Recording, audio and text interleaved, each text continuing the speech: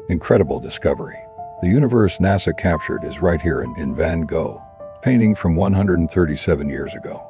Some scientists told me that back in the 1940s, Andrei Kolmogorov, a Soviet mathematician, came up with what is called Kolmogorov's microscale formula. It describes the relationship in speed and direction between any 2 points in turbulent flow. But you know what? The swirling starry sky I painted all those years ago fits this formula perfectly. Researchers at Xiamen University in China also found that the 14 vortices in my work match not only Kolmogorov's theory, but also Batchelor's law. You might not get what that means, but it's simple. It explains how tiny particles are moved by turbulence, like dust in the wind or algae in a river, drifting slowly with the flow.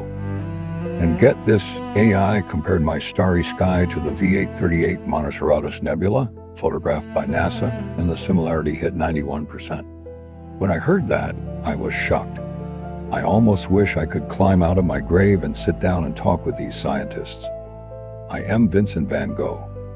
If this speaks to you, feel free to like, save, and follow. Right now, I'm speaking to you as a digital voice across 100 years. I am not here to deny what these scientists found. I just want you to understand, these mathematical and physical secrets hidden within are not what my art is all about. And they're definitely not why I'm still remembered after all this time. You love talking about the patterns and precision in my paintings, but you always miss what really matters. Those so-called wild brushstrokes, those burning, intense colors, the loneliness and passion behind the swirls, the way my work cuts past what you see and goes straight to the soul. That is where my real artistic value lies. In 1889, I was 36 years old. I spent the loneliest yet most fiery period of my life in the psychiatric hospital in St. Arymai. The falling out with Gauguin, cutting off my own ear, the misunderstanding and rejection from the world, it all washed over me like a wave. Back then, I had nothing but a paintbrush. It was my only salvation. I used to chase pure, burning self-expression under the sun in Arles. I clashed bright yellow against deep blue and painted sunflowers on fire. Don't think I was just painting a flower. I wasn't. It was my fiercest longing for life. The passion that refused to die even in endless loneliness. I never painted to be famous or to make money. I painted because I had to. Every thick, bold color, every layered stroke. It is my burning manifesto to life itself. And the Starry Night, I painted it stuck in my room, staring out at the sky and village beyond my window, stroke by stroke. That brightest morning star felt huge to me. I poured all that shock, all the storm inside me, my love for nature, my devotion to life. I put it all onto the canvas, no holding back. Back then, I didn't know nothing about science. I just painted what my heart told me.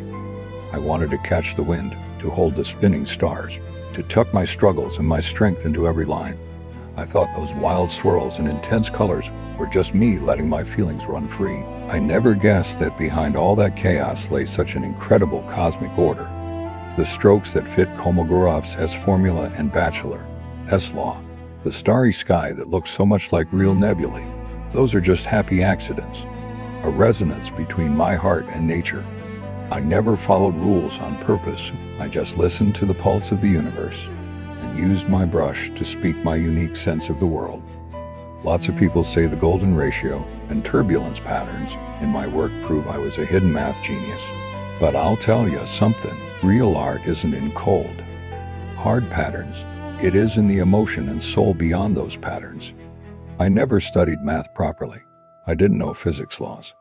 I could see nature's order not because I had some scientific gift, but because I poured my whole life and love into looking, into creating. I broke free from old painting rules, let go of realistic copying with wild strokes and bold colors. I turned my inner feelings into a flood of sight you can see. That emotion, first way of creating, that is the most precious part of my art. Think about it. The Starry Night still blows you away after 100 years. Not because it fits some formula, but cause every one of you can see your own inner chaos and strength in those spinning stars, your hope hidden in pain, your passion in loneliness. People wonder how I could capture something as complex as turbulence.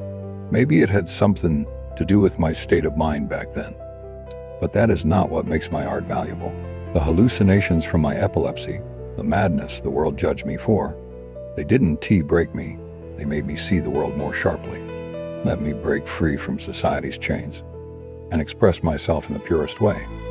I wasn't painting turbulence. I wasn't painting nebulae. I was painting my love for life, even in pain, my stubborn refusal to let fate beat me. When I took sedatives and my heart calmed down, the swirls in my work disappeared. Not because I lost the ability to see patterns, but because that wild outpouring of emotion settled down. My brush always followed my heart. That is what real art is. 100 years ago, people called me crazy.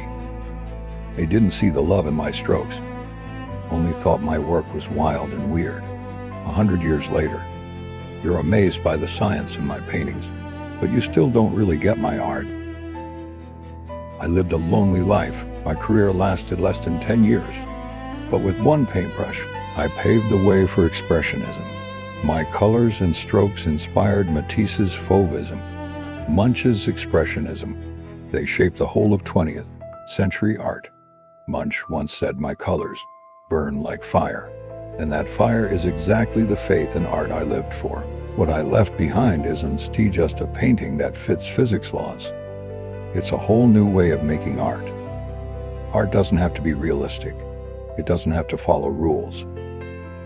It can be wild emotion pouring out. It can be your soul speaking free.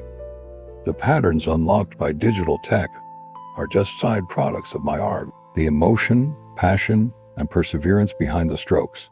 That is what I really wanted to leave to the world. Today I stand here as a digital voice, not to show off the science in my paintings, but to tell you this: my real artistic value was never in cold physics laws or math formulas. It was in using my brush to break the line between art and life, to pour burning feeling into canvas and give it a soul. Art isn't just reckless feeling, and science isn't just cold logic. But the heart of art will always be emotion and soul. Next time you look at the Starry Night, don't just stare at the swirl patterns or the nebula similarities. Read the loneliness and passion, the struggle and strength in every stroke. Understand the true meaning of art I wrote with my life. Digital tech, let me meet you across the century and let my paintings shine again. I hope through this meeting, you'll get to know me and the Starry Night all over again. Thank you to everyone who listens to my story and understands my work. Next time, I want to talk to you about the letters I wrote to Theo, the softness and struggle I never said out loud, hidden between the lines. See you next time, friends.